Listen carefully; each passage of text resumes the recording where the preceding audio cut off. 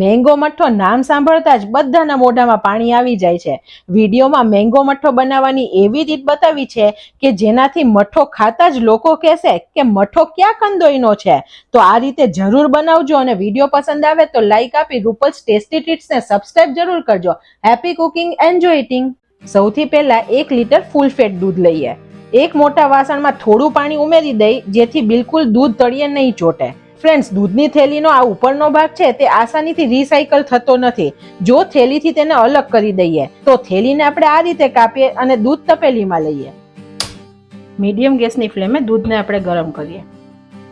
સૌથી મોટી ભૂલ આપણે અહીંયા કરીએ છીએ. જ્યારે દૂધનો ઉભરો આવે ને એટલે તરત જ આપણે ગેસ બંધ કરી દઈએ છીએ. એવું નહીં કરવાનું. આપણે દૂધનો ઉભરો આવે પછી 5 મિનિટ સુધી દૂધને આપણે ઉકાળીશું જેથી પાણીનો ભાગ હોય તે બળી જાય. હવે ઉભરો આવે છે તો અત્યારે આપણે ગેસની ફ્લેમ સ્લો કરી દઈ અને સતત હલાવતા 5 મિનિટ માટે ઘડિયાળમાં જોઈ અને થવા દઈએ. સતત હલાવવાનું જેથી નીચે ના ચોટે. 5 મિનિટ જેટલો સમય થઈ ગયો છે. આપણે ગેસની ફ્લેમ બંધ કરીએ છીએ. આપણે જ્યારે મેળવવું હોય ને ત્યારે દૂધ થોડું રૂમ ટેમ્પરેચરનું હોવું જોઈએ. ગરમ હશે ને તો બહુ ખાટું દહીં જામશે અને દહીં પાણી છોડી દેશે. તો આપણે આને ઠંડુ કરવાનું છે, પણ આપણે ફ્રીઝમાં મૂકીને આને ઠંડુ નથી કરવાનું. અને આની આ મલાઈ જો ઉપર આવી રીતે આવી જશે અને દૂધ ઠંડુ થશે ને તો પણ કેવું થશે કે નીચેનું દહીં જામશે ને ત્યારે ઘાટું નહીં જામે. તો આપણે એક પ્રોસિજર કરીએ. એક મોટું વાસણ લઈ અને તેમાં પાણી લઈએ. દૂધને આપણે બીજા વાસણમાં લઈ લઈએ કેમ કે તપેલી ગરમ છે તો પણ ઠંડી થતા વાર લાગશે. અને તમે જુઓ નીચે કશે દૂધ ચોટ્યું નથી. આપણે પાણી નાખ્યું તો તપેલી એકદમ સરસ ક્લિયર છે. તપેલીને આપણે પાણીમાં મૂકીએ. આપણે 2 પ્રોસિજર સાથે કરીએ છીએ. પાણીથી ઠંડી તો થશે પણ આપણે આને બીટ કરવાનું છે. જેટલું આપણે 5-1 મિનિટ જેટલું બીટ કરશું ને તો તેમાં હવાના કણ ભરાશે ને દહીં એકદમ સરસ જામશે. તો આ પ્રોસિજર કરવી ખૂબ જરૂરી છે.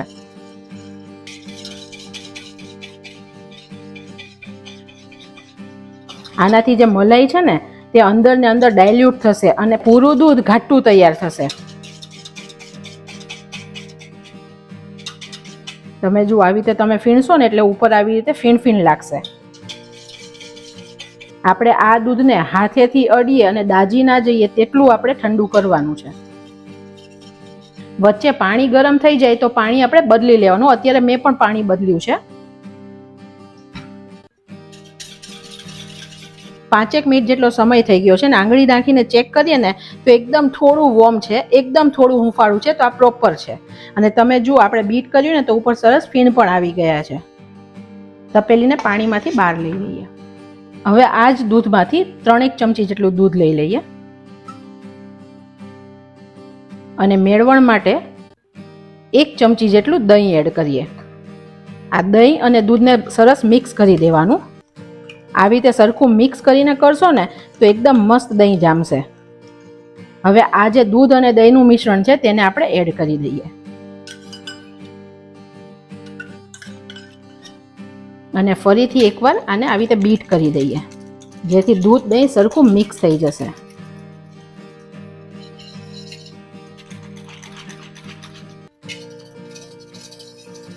ફ્રેન્ડ્સ, બીજી ઇમ્પોર્ટન્ટ વાત, તમે બહારનું બજારનું રેડીમેડ પેકિંગવાળું દહીં લાવીને જો મેળવશો ને તો દહીં સારું નહીં જામે, તેમાં ચીકાશ થાય છે. પણ જો તમારે ઘરે મેળવણ નથી એટલે કે દહીં નથી પડ્યું ઘરનું જમાવેલું તો બહારથી કોઈ પણ ડેરી હોય ત્યાં પોતાનું જે દહીં બનાવીને વેચતા હોય ને તે દહીં લાવીને જમાવવાનું, તો દહીં પ્રોપર બનશે. હવે આને ઢાંકીને આપણે 4-5 કલાક માટે જામવા દઈએ. આપણે દહીં જામ્યું કે નહીં તે જોઈ લઈએ. દહીં આપણું સરસ જામી ગયું છે. હું તમને બતાવું પણ ખરા. એકદમ મસ્ત મલાઈદાર. તમે જુઓ નીચે પાણી વગરનું સરસ દહીં જામ્યું છે જેવું આપણે ડેરીમાંથી લાવીએ. આપણે એક મોટું બાઉલ લીધું છે. તેની પર આવી રીતે કોઈ પણ ચાળણી રાખીએ અને કોઈ પણ કોટનનું કપડું રાખીએ. આ દહીંમાંથી આપણે પાણી નિતારવાનું છે.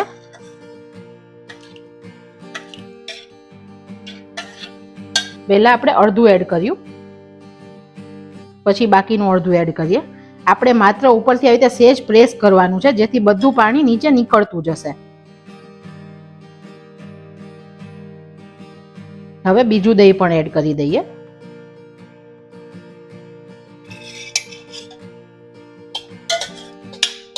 ચારેય સાઈડથી કપડું આપણે આવી રીતે ઊંચું કરી દેવાનું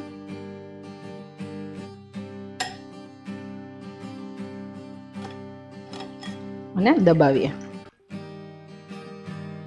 પહેલા સ્ટાર્ટિંગમાં થોડું વધારે પાણી નીકળશે, પછી ધીરે ધીરે તેની ફ્રીક્વન્સી ઓછી થતી જશે.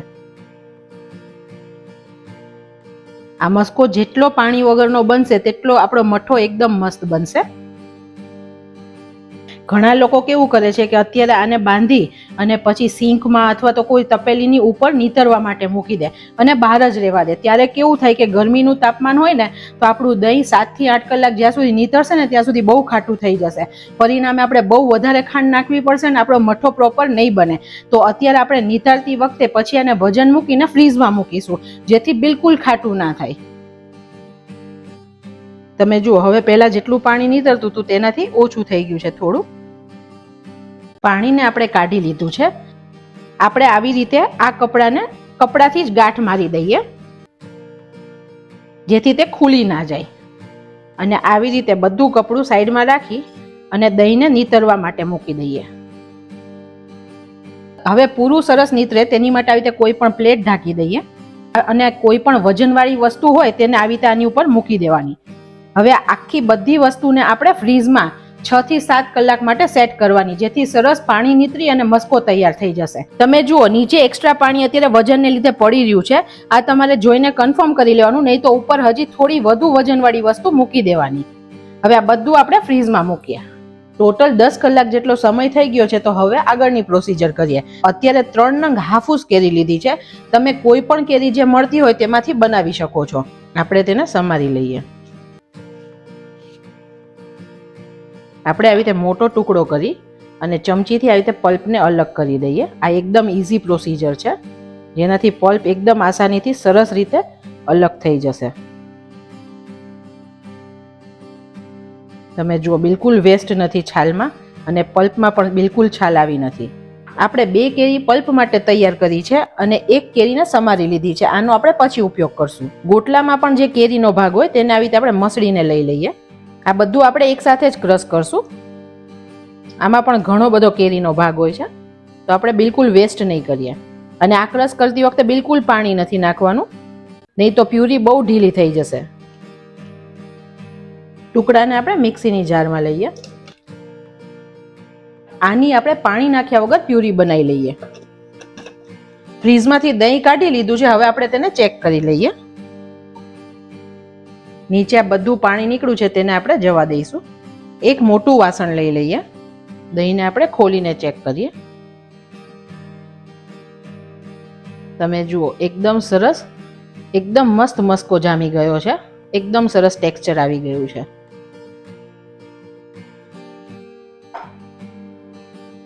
બાર ફ્રેન્ડ, શ્રીખંડ અને મઠ્ઠો બંને મળે છે. તો બંનેમાં ફરક શું છે તે હું તમને કહું. બંનેની અહીંયા સુધીની પ્રોસિજર એકદમ સરખી છે. પણ શ્રીખંડ છે ને તે તમે ચમચીમાં લો ને પછી આમ ઊંધી ચમચી કરો ને તો પણ ક્યારેય ના પડે એટલો કઠણ હોય ટેક્સચરમાં. અને મઠો છે તે લસ્સીથી થોડો હાર્ડ કન્સિસ્ટન્સીમાં અને શ્રીખંડથી પતલો એવો મઠો હોય, જે બંનેનો બેઝિક ફરક છે. તો અત્યારે આપણે મઠો બનાવીએ છીએ. અત્યારે મેં અડધો કપ દળેલી ખાંડ લીધી છે. પછી તમારું દહીં કેટલું ખટાશ પડતું છે તે પ્રમાણે તમારે ખાંડ પ્લસ માઇનસ થશે.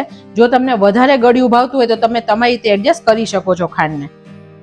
અત્યારે દળેલી ખાંડ જ વાપરી છે અને થોડો થોડો કેરીનો પલ્પ ઉમેરતા જઈ અને આપણે મિક્સ કરીએ. બધો એક સામટો નહીં નાખવાનો. વાવ ફ્રેન્ડ્સ, કલર જો કેટલો મસ્ત લાગે છે અત્યારે કેરીનો. આપણે હળવા હાથે પહેલા આને મિક્સ કરી દઈએ.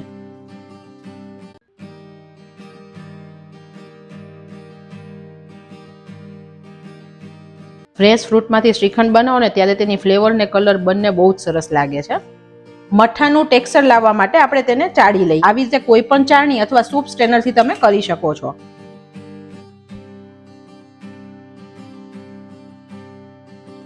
આવી રીતે તેને ગાળતા જઈએ, જેથી કોઈ આખી ખાંડ હશે ને તો તે પણ નીકળી જશે.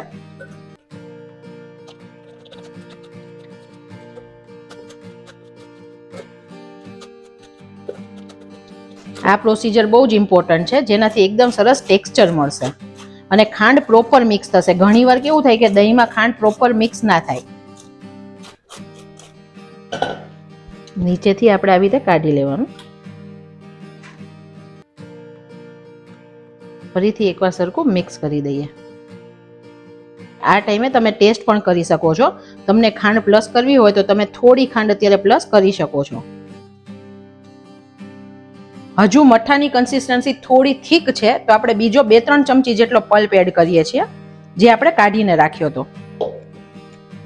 તેને ગાળીને જ આપણે એડ કરશું, જેથી તેમાં રેસા ના રહે.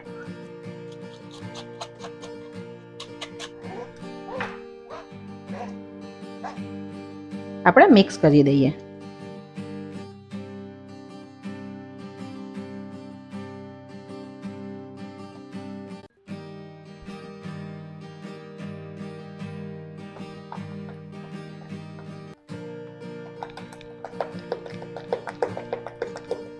આવી રીતે બીટ કરવાથી તે પ્લફી અને ક્રીમી થઈ જશે. આપણે 1 મિનિટ માટે આવી રીતે બીટ કરી દઈએ. તમે જુઓ પહેલાથી કેટલો સરસ ક્રીમી દેખાય છે.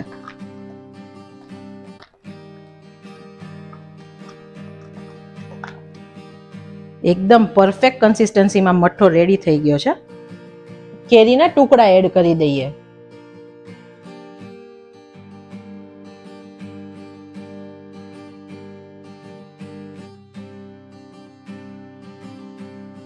આપણે 1 લીટર દૂધ લીધું હતું, તેમાંથી કેટલો મઠ્ઠો બન્યો તે જોઈએ.